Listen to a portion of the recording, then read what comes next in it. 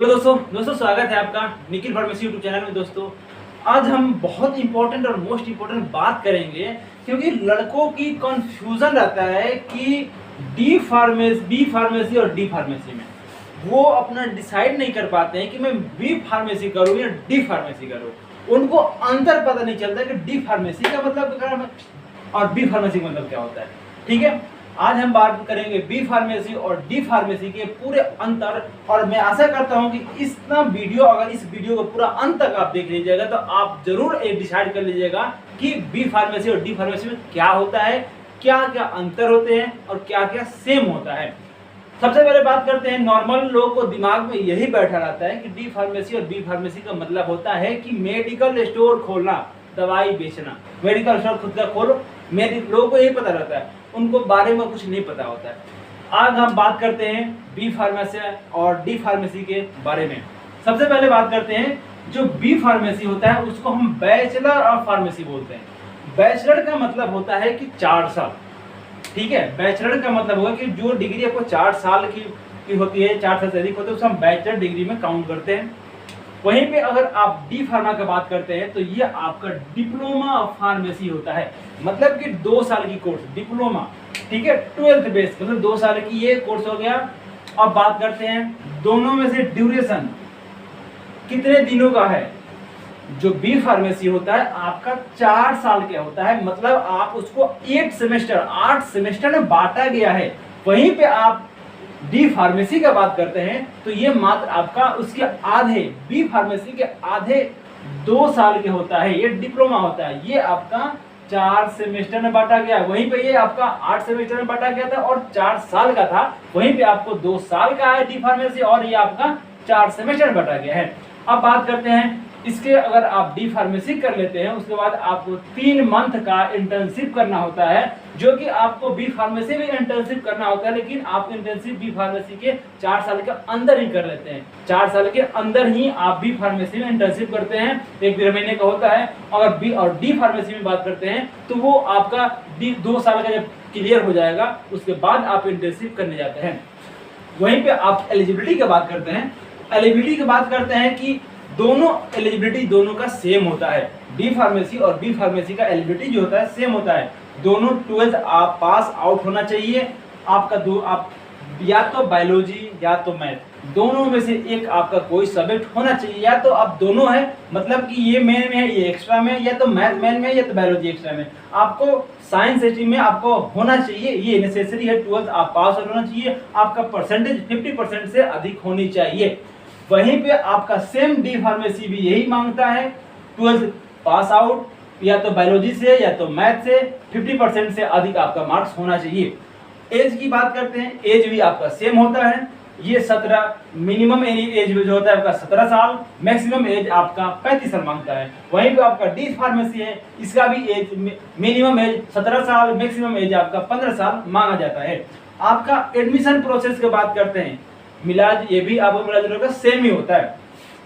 Direct admission, अगर आप 12th कर लिए, 12th बेस पे एडमिशन, डायरेक्ट 12th बेस पे एडमिशन, या तो आपका 50% मार्क्स है तो आप डायरेक्ट आप एडमिशन ले सकते हैं।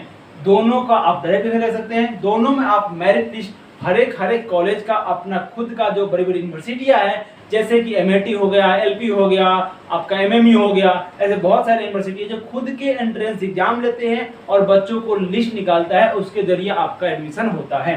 वहीं पे आप एंट्रेंस एग्जाम देते हैं। हर एक राज्य अपना अपना, एक बिहार राज्य हो गया, यूपी राज्य हो गया, हर एक पूरा ऑल इंडिया में हर एक एग्जाम जो होता है, या एक पूरे इंडिया में भी एग्जाम होते हैं, उसके अनुसार भी आपका एंट्रेंस एग्जाम देते हैं तो आपका कॉलेज चूज करने का ऑप्शन आता है। आप कॉलेज चूज करते हैं तो आप एंट्रेंस के थ्रू भी आप एग्जाम, आप बी फार्मेसी में एडमिशन ले सकते हैं और डी फार्मेसी में एडमिशन ले सकते हैं। दोनों का एडमिशन प्रोसेस भी सेम है, एज भी सेम है, एलिजिबिलिटी भी सेम है। आपका ड्यूरेशन में अंतर है, आधे, बिल्कुल आधा का अंतर है ड्यूरेशन में। ठीक है, उसके बाद ये बैचलर होता है, ये डिप्लोमा होता है। वहीं पे बात करते हैं फी का, तो बिल्कुल सही बात है। अगर फी का देखा जाए, फी का अगर ये 4 साल, यहाँ पे 2 साल, तो फी में अंतर तो आपको बिल्कुल आएगा ना जी। क्योंकि ये 4 साल क्या। अब बात करते हैं अगर वहीं पे अगर बी फार्मेसी कर रहे हैं, अगर आपकी गवर्नमेंट आपका कॉलेज है तो आपको 10,000 से लेके 50,000 के बीच में गवर्नमेंट में फीस हो जाता है। गवर्नमेंट में 10,000 से लेके 50,000 के बीच आपका फीस रहेगा गवर्नमेंट कॉलेज में बी फार्मेसी के लिए, ठीक है। वहीं पे अगर प्राइवेट कॉलेज की बात करते हैं, अगर प्राइवेट कॉलेज में एडमिशन लेते हैं डायरेक्ट या मेरिट लिस्ट या तो एंट्रेंस के थ्रू, तो आपका जो आपका फी का स्ट्रक्चर रहेगा आपको 50,000 से लेके 1 लाख या 1.5 लाख भी होता है। मैं यहाँ पे 1 लाख ही लिखा हूँ, लेकिन इतना नहीं, आपको 1.5 लाख भी होता है। यहाँ पे एक 5 लगा देना, 1.5 लाख भी फीस होता है बी फार्मेसी के लिए, ठीक है। स्कोप का बात करते हैं, देखिए यहाँ पे अगर आप बी फार्म कर लिए तो आप MR, हॉस्पिटल जॉब, कंपनी में जॉब, या अच्छी जो जॉब होती है उसको हम DIU होते हैं, ड्रग इंस्पेक्टर की आप एग्जाम दे सकते हैं। बैचलर अगर डिग्री आपके पास है बी फार्मेसी करें हैं तो, या तो रिसर्च में डेवलपमेंट में आप आगे बढ़ सकते हैं, आगे M फार्मा कर सकते हैं, उससे आगे जाते हैं PhD कर सकते हैं, आप रिसर्च डेवलपमेंट में आप आगे बढ़ सकते हैं बी फार्मेसी करने के बाद। उसके बाद R&D, इसमें R&D डिपार्टमेंट भी आप जॉब कर सकते हैं। वहीं पे आप डी फार्मेसी का बात करें, एडमिशन प्रोसेस तो सेम होता है, फी स्ट्रक्चर जो है उससे आधा हो जाएगा। यहाँ पे अगर गवर्नमेंट जो कॉलेज है डी फार्मेसी में एडमिशन ले रहे हैं तो आपका 5,000 से लेके, याद रखना 5,000 से लेके आपका 50,000 तक का फीस रह सकता है डी फार्मेसी वालों का, गवर्नमेंट कॉलेज का। वहीं पे प्राइवेट कॉलेज का बात करते हैं तो प्राइवेट कॉलेज में आपको 50,000 से लेके 1 लाख तक का फीस रहता है, बीच में 50 से 1 लाख के बीच में ही आपका फीस रहेगा डी फार्मेसी के लिए।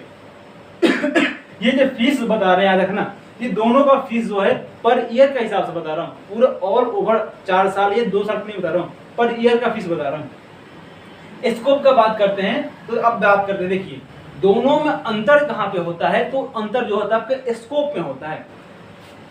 MR का जॉब कर सकते हैं बी फार्मेसी में, डी फार्मेसी में MR का जॉब कर सकते हैं, हॉस्पिटल फार्मासिस्ट का जॉब कर सकते हैं इसमें भी बी फार्मेसी में, और डी फार्मेसी भी हॉस्पिटल फार्मेसी का जॉब कर सकते हैं।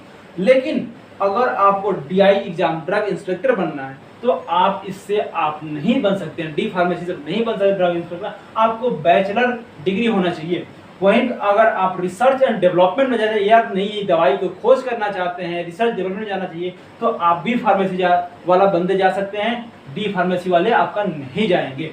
वहीं बात करते हैं अगर R&D डिपार्टमेंट में जाना है तो आप बी फार्मेसी वाले में जाते हैं, डी फार्मेसी वाली R&D डिपार्टमेंट में नहीं जा सकते हैं। वहीं पे बात करते हैं, अगर एक चीज और इम्पोर्टेंट, अगर भविष्य में अगर आपको UPSC हो गया या अन्य कोई पोस्ट ग्रेजुएट, जैसे कि आपका बैचलर के बाद जैसे जो कोई भी ऐसी वैकेंसी आ रही है गवर्नमेंट की जो कि आपका पोस्ट ग्रेजुएशन डिग्री मांग रहा है, तो आप डी फार्मेसी करके आप उसको वैकेंसी को आप फिलअप नहीं कर सकते हैं। अगर आप बी फार्मेसी कर रहे हैं तो आप UPSC के लिए कोई भी बड़ी बड़ी एग्जाम है सब में आप इजीली आप फॉर्म फिलअप करके एग्जाम दे सकते हैं।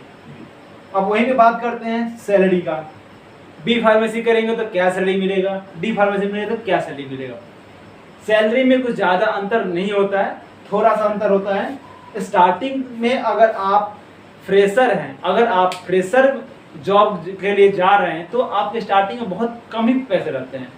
अगर आप MR में जा रहे हैं तो थोड़ा अच्छा खासा पैसा मिलता है, ठीक है, लेकिन मेहनत ज़्यादा पड़ता है। वहीं पे आप कंपनी में जाते हैं तो आपका थोड़ा सा पैकेज कम हो जाता है। पैकेज रियली बताऊं, कंपनी का जो पैकेज है ना 12,000 से 10,000 से स्टार्ट होता है। आप मतलब अब सोचो गलत बोल रहा नहीं, मैं वाकई बता रहा हूँ हकीकत, क्योंकि मुझे पता है इस बारे में अच्छे से। तो अगर मैक्सिमम रखा गया है, मतलब मैक्सिमम लोग ऐसा होता मिलता है 2.5 लाख से लेके 5.5 लाख के बीच में आपका पैकेज रहता है बी फार्मेसी करने के बाद। वहीं पे अगर आप डी फार्मेसी करें तो आपका पैकेज 1.5 लाख पर ईयर से लेके आपका 3.5 लाख पैकेज रहता है आपका पहली बिना एक्सपीरियंस, मतलब आप जैसे डिग्री लिए और जॉब के लिए चले गए, आप बिल्कुल फ्रेशर हैं तो उसकी सैलरी की बात करते हैं। दोस्तों मैं आशा करता हूं कि आपको बी फार्मेसी और डी फार्मेसी में आपको बहुत अंतर क्लियर आ गया होगा कि आप भविष्य में अगर कुछ ज़्यादा अच्छा करना चाहते हैं, आगे पढ़ना चाहते हैं, तो आपके लिए बेहतरीन जो ऑप्शन है आपका बी फार्मेसी है। लेकिन डी अगर आपको एक विश्व मेडिकल स्टोर खोलना है, आपको विश्व मेडिकल के स्टोर बिजनेस करना है, तो आप डी फार्मेसी बिल्कुल करें, बिल्कुल आप डी फार्मेसी करें, बेहतरीन। चलते हैं दोस्तों, अगर वीडियो को अच्छा लगा होगा तो जरूर लाइक जैसे करें और कमेंट थोड़ा सपोर्ट जरूर करें।